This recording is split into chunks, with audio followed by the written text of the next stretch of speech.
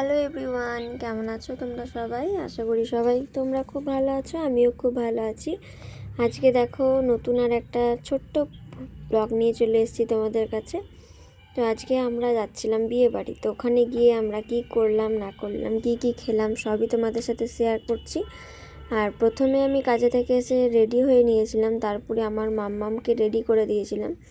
আমার মাম্মামকে কোলে নিয়েছি। দেখো আমার মাম্মামের মুখটা কিন্তু একটু কাঁদো কাঁদো হয়ে আছে, কারণ মাম্মামকে রেডি করার পরেই মাম্মাম কিন্তু আর ঘরে থাকতে একটুকু ভালোবাসে না। আমাদের একটু রেডি হতে বাকি ছিল, সেই জন্য আমরা ঘরেই ছিলাম। ও কিন্তু দরজা খুলে নিজেই বাইরে চলে গেছিলো। আর বাইরে যেতে না যেতেই অন্ধকার ছিল, লাইট বন্ধ ছিল। রাত্রেবেলাতে আমরা গেছিলাম বিয়ে বাড়ি। তো কিন্তু বাইরে গিয়ে নিজেই পড়ে গেছিলো। তো বাড়িতে এসে দেখছে গোটা জামা প্যান্টের ধুলো লেগে গেছে। তারপরে আমি ওকে সব ছাড়িয়ে আবার ঠিকঠাক করে ওর সাথে একটা ভিডিও করলাম। তো তোমাদের সাথে সেই ভিডিওটাও শেয়ার করছি। আর আমরা বিয়ে বাড়ি যাচ্ছি, সেটা হচ্ছে কার বিয়ে সেটা বলছি। তা আমাদের দুজনকে কেমন লাগছে অবশ্যই কিন্তু তোমরা কমেন্ট করতে ভুলো না। আর যারা ফেসবুক থেকে দেখছো তারা অবশ্যই ফলো করে দিও, আর যারা ইউটিউব থেকে দেখছো তারা অবশ্যই সাবস্ক্রাইব করে দিও। আজকে গেছিলাম আমারই একটা বান্ধবী, নাম জুলি। ওর ভাইয়ের বিয়ে ছিল। তো আমার ভাইকে বলে গেছিলো এসে যে সবাইকে নিয়ে যাওয়ার জন্য। তো আমরা সবাই মিলেই চলে গেছিলাম সেখানে, বাবা মা আমি মামাম ভাই ছিল না, ভাই গেছিলো একটা কাজে। তো সেখান থেকে আসার পরেই আমরা রেডি হয়ে নিয়েছিলাম। তো অনেকটা রাত হয়ে গেছিলো আমাদের যেতে যেতে।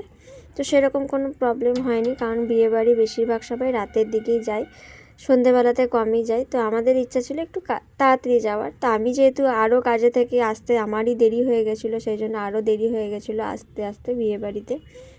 তো চলো, আমরা সব কিছু দিয়ে গিফট দেওয়া হয়ে গেছে, আমাদের মোমো খাওয়া হয়ে গেছে, ফুচকা খাওয়া হয়ে গেছিলো। এবারে আমরা চলে গেছিলাম মেন কোর্সের দিকে।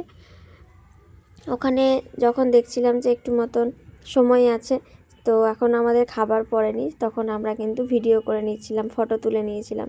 আর পরপর দেখো তোমাদের সাথে মেনুগুলো শেয়ার করছি। সব খাবারগুলোই কিন্তু দুর্দান্ত ছিল, খুবই ভালো ছিল খাবারগুলো। আমার সবথেকে বেশি ভালো লেগেছে মোমোটা তো অনেক খেয়ে নিয়েছি, পেটটাও ভরে গেছিলো। আর এদিকে দিয়ে দিয়েছিলো দেখো চিলি চিকেনটা তো ফেভারিট আমার। তো চিকেনের আইটেম থাকলে তো আর কিছু চাই না, আর তার সাথে যদি একটু পোলাও থাকে, তো ওখানে সেটাই করেছিল, Kashmiri pulao, chilli chicken, mutton সবই করেছিল। আর তার সাথে ছিল চাটনি, পাঁপড়, মিষ্টি, বিয়েবাড়িতে মেনু যেগুলো থাকে সাধারণত সেগুলোই। তো খুব ভালোভাবে আমরা খাওয়া দাওয়া করেছিলাম। খাওয়া দাওয়া করে আমরা আবার বাড়ি চলে এসেছিলাম। শেষে কিন্তু আইসক্রিম ছিল, আর আমার মামাম কিন্তু বিয়েবাড়িতে গিয়ে কিচ্ছু খায়নি, শুধু দুটো আইসক্রিম খেয়েছে। এত ঠান্ডার মধ্যে ও শুধু দুটো আইসক্রিমই খেয়েছে, আর কিন্তু ওকে কিছু খাওয়াতে পারিনি।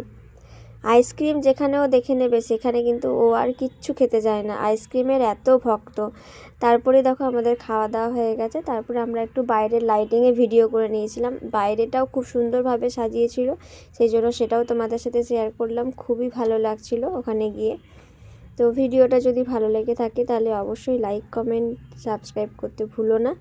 আর যারা নতুন আছো তারা অবশ্যই জয়েন হয়ে যেও, ফেসবুক থেকে ফলো করে দিও, ইউটিউব থেকে সাবস্ক্রাইব করে দিও।